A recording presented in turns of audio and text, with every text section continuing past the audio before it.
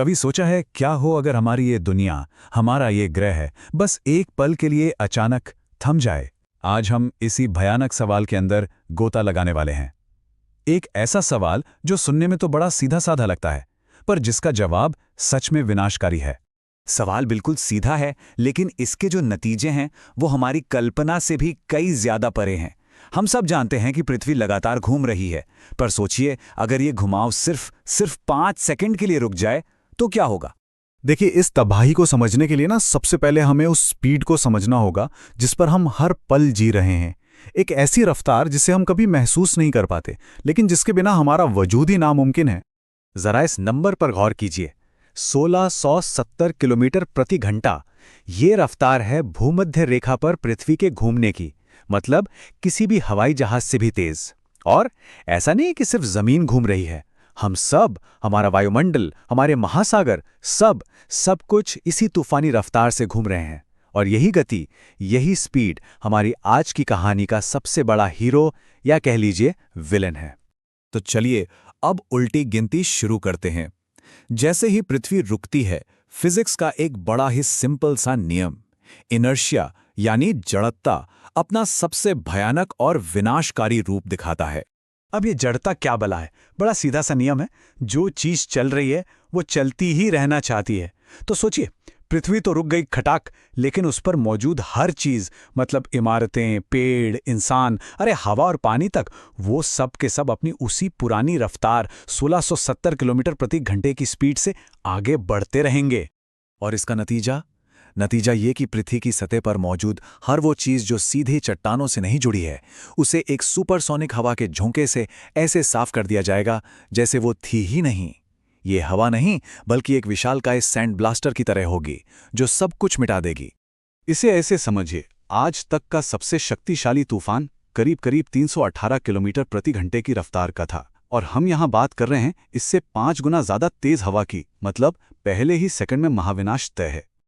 और ये तो सिर्फ पहला सेकंड था। जैसे ही घड़ी की सुई आगे बढ़ती है, तबाही एक के बाद एक, आपदाओं की एक ऐसी चेन शुरू कर देती है जिसका कोई अंत नहीं। आप जरा महासागरों के बारे में सोचिए। पानी का इतना बड़ा भंडार, वो भी अपनी गति बनाए रखेगा और रुकी हुई जमीन के ऊपर से एक विशाल ग्लोबल सुनामी बनकर गुजरेगा। जो रास्ते में आएगा उसे निगल जाएगा।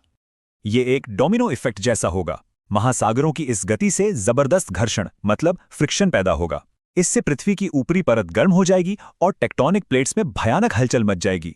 इस जबरदस्त तनाव के कारण हमारा ग्रह सचमुच टूटने लगेगा। पूरी दुनिया में भूकंप आएंगे, ज्वालामुखी फट पड़ेंगे, और तो और पृथ्वी का जो पिघला हुआ बाहरी कोर है वो अब भी घूम रहा होगा, जबकि ऊपरी परतें रुक चुकी होंगी, जिससे ये ग्रह अंदर से भी फटने लगेगा।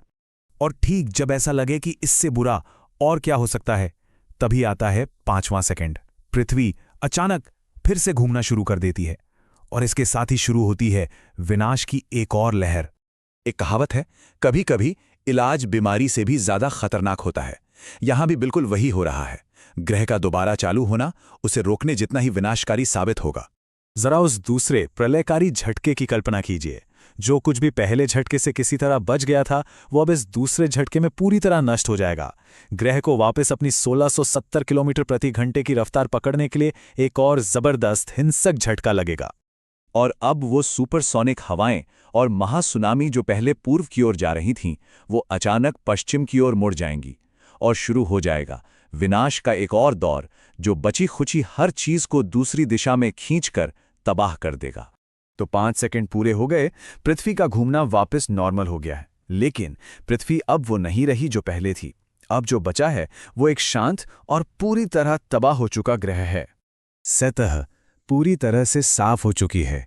वायुमंडल घर्षण की वजह से बेहद गर्म हो चुका है। सच कहें तो अब ये दुनिया पहचानने लायक ही नहीं बची है। यह है हमारी नई पृथ्वी का नज़ारा।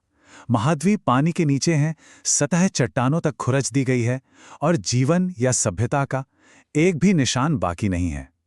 सिर्फ 5 सेकंड ने सब कुछ हमेशा के लिए मिटा दिया।